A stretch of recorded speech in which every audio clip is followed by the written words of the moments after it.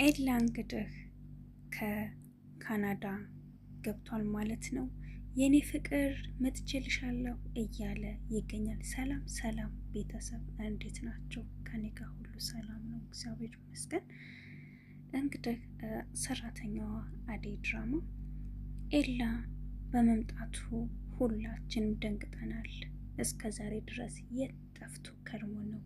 አሁን ለሊ ትዳር ስትይዝ እሱ የመጣው እስከ ዛሬ ድረስ የት ነበር? አታንኳ ስልክ ደውሎላት አያውቅም። አይ ኤላ፣ አሁን አንተ ፊትህን በጨዋታ ጥበስ ስትመጣ ለእኛ ራሱ በጣም ግራ ገብቶናል። እስከ ዛሬ ድረስ የት ነበርክ? ስታለቅስ ሰው ሁሉ ሲጠጋ ስትሸሽ የነበረችው ልጅ ከስንት መከራ አሁን ላይ መጥተህ የኔ ፍቅር መጥቻለሁ የት ነሽ ስትል ትንሽ አታፍርም? በጣም ነው የሚገርመው። በጣም እኔ ለሷ ብዬ ነው የሄድኩትኝ፣ እኔ ለሷ ብዬ ነው እዚህ ድረስ አሁን የመጣሁትኝ ማለት ለእኛ ደግሞ ትንሽ ከበድ ይላል። ምክንያቱም በጣም ብዙ መከራና ፈተና ታግታ ሁሉ የነበረች ልጅ ነበረች። አንተ ብትኖር ይች ልጅ እንደዛ አይነት ጉድ ውስጥ አትገባም ነበረ። የማንም መጫወቻ አትሆንም። ቤዛ በጣም ታንጃብባባታለች። ወንድሟም ቢሆን አሁንም የመጣው አንተ ጋራ ገንዘብ ፈልጎ እንጂ እውነት ለሊን እንድታገኛት ሊተባበረህ አይደለም። በለሊ ምክንያት ግን አንተን ወጥመድ ውስጥ ለማስገባት ስለፈለጉ ነው። እንዳልከው ማንንም ሰው ማመን የለብህም። ኤላ ምን ልትሰራ እዚህ ቤት መጣህ? ብላ አደይ ተናገረችው። አደይ ለሊን ፈልጌ ነው፣ የት ናት የኔ ፍቅር ያለችው በማለት ሲላት፣ እንዴ እስከ ዛሬ ድረስ የት ነበርክ? አልነግርህም ያለችበትን ህይወቷን እየመራች ነው፣ ተዋት በማለት ትናገረዋለች።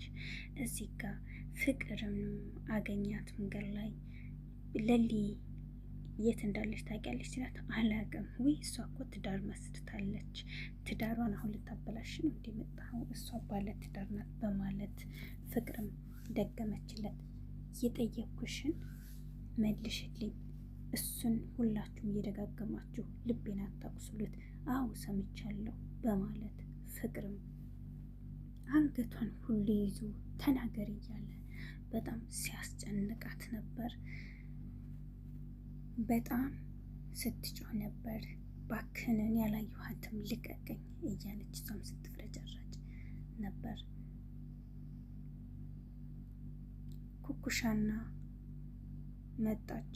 ኩኩሻ ስትመጣ ኩኩሻና ቅምጥል ተያይዘው ሲመጡ አንተ ደግሞ ማን እዚህ ሰፈር አንተ ነህ አይደለ ኤላ የምትባለው ስትለው፣ አዎ ኤላ ነኝ። ጥያቄ እየጠየኳት ነበር፣ የኔ ፍቅር የት እንዳለች እየጠየኳት ነበር። ጭራሽ እሷ ወንድሜን አግብታ ተቀምጣለች። ከየት መጥተህ ነው እባክህ እስከ ዛሬ ድረስ ያልፈለግካትን ልጅ አሁን የኔ ፍቅር ብለህ ስትጠራ ትንሽ አታፍርም? የኔ ወንድም አግብታ ትዳር መስርታለች፣ ከህይወቷ ውጣላት፣ በቃ አንተ አታስፈልጋትም በማለት ቅምጥልም ተናገረችው። አንቺ እኔ ማን እንደሆንኩ ስለማታውቂ ነው፣ ባክሽን ልቀቂኝ በማለት እሱም ተነገራት። እዚህ ጋር እንደምትመለከቱት ኩኩሻ እና ቅምጥል ይሄንን ሌባ ይዘውት ይገኛሉ። ይዘውት የመቱት ደግሞ ምን አድርገህ ነው በዚህ ሰፈር እንዳትመጣ ብለን አልነበረ? ምን ልትሰራ መጣ? በማለት እያፋጠጡት ሲጠፈጥፉት ይገኛል። አንዴ ጨፍር፣ አንዴ እስክታበላ፣ አንዴ ዝፈን እያሉ ፍቅርም ስልኳ ተሰጣትና ሂጅ ቀጣይ አንቺ ከዚህ። ጭራሽ እነሱንም ሰደበቻቸው። አያ ፍቅር ድፍረቷ እነሱን እንዴት ብላ ዝም ብላ እሱስ ስልኩን ይዞት እንደሄደ ዝም ቢላት ምን ያመጣ ነበረ? ምን ታመጣ ነበር? ፍቅር ዛቻዋን ደረደረች። እናንተ ራሱ ሌቦች ናችሁ ብላ ሰደበቻቸው። እኔ ግን የሚገርማቸው ነገር ይመቷታል ብዬ ነበር ስጠብቅ የነበረው፣ ግን እጇንም አልዘረጉባትም። እንግዲህ እዚህ ጋር ደግሞ እንደምታዩት ከካናዳ የመጣው የዶክተር ጓደኛ ሊዱን ለማግኘት ወደነ ሊዱ ቤት ጎራ በማለት ያገኙትና ሌላ ሰው ሮማኔን ሲያዋት በጣም ልቡ ደነገጠ። ውይ የኔ ቆንጆ እንዴት አባቷ ነው የምታምረው በማለት ዶክተሩንም ነገረው። እኔ የለሁበትም አሹ ቀብራራው እንዴት አይነት ዘበኛ መሰለህ እና ሮማኔን በጣም ነው የሚወዳት ሰው ራሱ ቀጥ ብሎ እንዲያት አይፈልግም በማለት ተናገረ። እነሱም ዱላ ሁሉ ሲመዘዝባቸው ተነስተው ሄዱ። ተነስተው በሚሄዱበት ሰዓት ሊዱ መምጣታቸውን አሹ ሲነግራት ሮማን ሂዳ ስትነግረው ምንድን ነው ሮማን ውጭ ጋር ምንድን ነው የምትጨቃጨቁት ብላ ስትናገር አይ ማሚ እዚህ ሰው መጥቶ ነበረ ዶክተርና የዶክተር ጓደኛ መጥቶ ነበረ እና ከሱ ጋር ነው አሹ ሲያወራ የነበረው አሹን ታውቂው የለ በማለት ነገረቻት። ማሚ እዚች በሯ ድረስ ደርሼ ልምጣ በእናትሽ ማሚዬ ፍቀጅልኝ በማለት አይሆንም ቁጭ ብዬሻለሁ ስትላት ማሚ እዚች በራፏ ድረስ ነው ብላ ተነስታ ሊዱ ወደ ውጭ ስትወጣ ማንም ሰውም የለም እነሱም ሂደዋል። በምትሄድበት ሰዓት ቀስ እያለች ሾከክ እያለች በምትሄድበት ሰዓት ዴቭ ወንድሟን አገኘችው። እሺ የት ነው ደግሞ እንደዚህ ስላት አይ እዚህ ነው ደርሼ የምመጣው በማለት እሷም ነገረችው።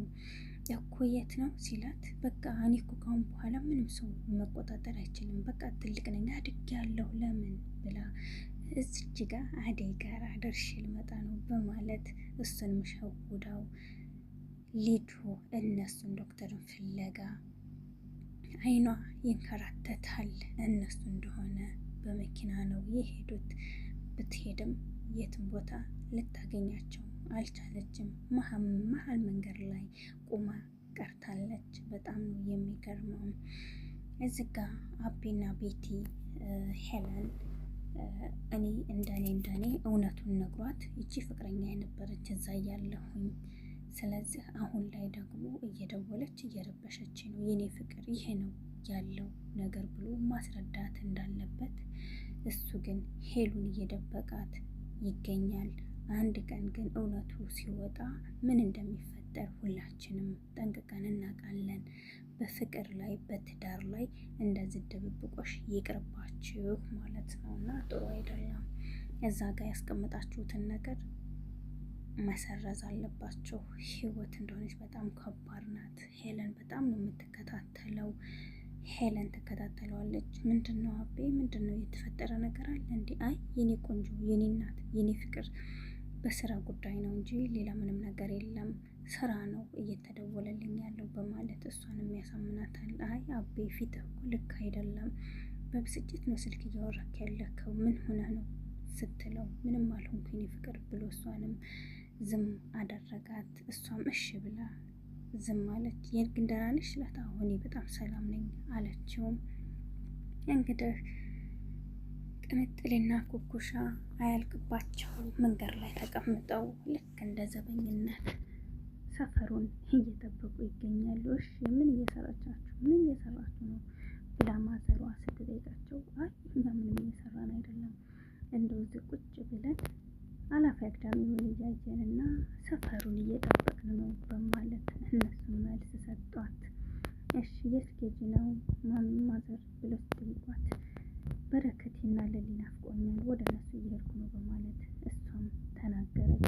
እንግዲህ እዚህ ጋር ዶክተርና የዶክተር ጓደኛ ስልክ ተደወለለት። ስልክ ሲደወልለት ማን ነው የደወለው? ኤላ ደውሎለት ኤላን ስልክ በማውራቱ በጣም ደስ ብሎት በቃ ሎኬሽን እኔ እልክልሃለሁ እኔ ያለሁበት ሆስፒታል ትመጣለህ በማለት እሺ ብሎ እሱም ተናገረው። እውነት እንደሆነች ትመነምናለች እንጂ አትቀርም። አቢ ትዳርህንና ፍቅርህን ማጣት ካልፈለግ እውነታውን ነገር ተናግረህ መጋፈጥ አለበት። የሰው ልጅ ከአንድ አይነት 2-3 ጊዜ ልቡ ከተሰበረ በመጨረሻው ጥሩ ስላላደለ እውነታውን ተናገርና እሷም ማወቅ ያለባትን ነገር ተወቅ። እንግዲህ ኤላ በጣም ተናዶ ፍቅርን አንገቷን ጭምድድ አድርጎ ይዞ እውነታውን ካልነገርሽኝ እያለ በጣም ሲያስጨንቃት ነበር። ፍቅር ደግሞ እኔ አላቅም ያለችበትን ቦታ እኔ ራሱ አላቅም በቅም አልነግርህም በማለት ልቀቀኝ፣ እያሳመምከኝ ነው፣ እባክህን ልቀቀኝ፣ እያሳመምከኝ ነው እያለች እሷም ትወናጭፋለች። እሱም አልለቅሽም፣ እውነታውን ካልነገርሽም አልለቅም እያላት ጭምድድ አድርጎ ይዟታል። አንገቷን አንቆ ይዟታል። እሷም ትወናጨፋለች፣ ግን ምንም ትርጉም የለውም። ኤላ እንደኛ ሁላችን በጣም የገረመን ነገር አንድ ነገር ልበል፣ እስከ ዛሬ ድረስ የት ነበርክ? ቢያንስ ከሄድክ ሰዓት ጀምረክ አንድ ቀን እንኳ ስልክ ደውለህላት አታውቅም። ይቺ ልጅ ምን ትሆን ንገረን እስኪ። ለተመልካቾች ራሱ በጣም ግራ ነው የተገባ ነው ማለት ነው። እና ሄድክ አሁን ደግሞ ትዳር ስትይዝ የራሷ ህይወት ሲኖራት ከእንደዛ አይነት ከአስጨናቂ ቦታ ወጥታ ትዳር ይዛ በምትቀመጥበት ሰዓት አንተ ደግሞ መተህ ህይወቷን አታበላሸው። ወደ መጣህበት ተመለስ እንዳለች አደይ ወደ መጣህበት ቦታ ብትመለስ ጥሩ ነው ብዬ አስባለሁ። እንግዲህ የዶክተር ጓደኛ በጣም አምሮብኛል እንዴት ነኝ እያለ እየተሽከረከረ ይገኛል። ለመሄድ አስቦ በጣም ነው የሚገርመው። የሰው ልጅ ግን በጣም ድፍረቱ ግን በለው ትላላችሁ። እንግዲህ ኤላም እስኪ ሀሳብህን እንድትነግረን ባለሙሉ ተስፋ ነን። በሚቀጥለው ቪዲዮ እስከምንገናኝ ደህና ሰንብቱ። ቪዲዮውን ከወደዳችሁት ላይክ፣ ሸር፣ ሰብስክራይብ በማድረግ አበረታቱኝ ማለት ነው። እወዳችኋለሁ። መልካም ቀን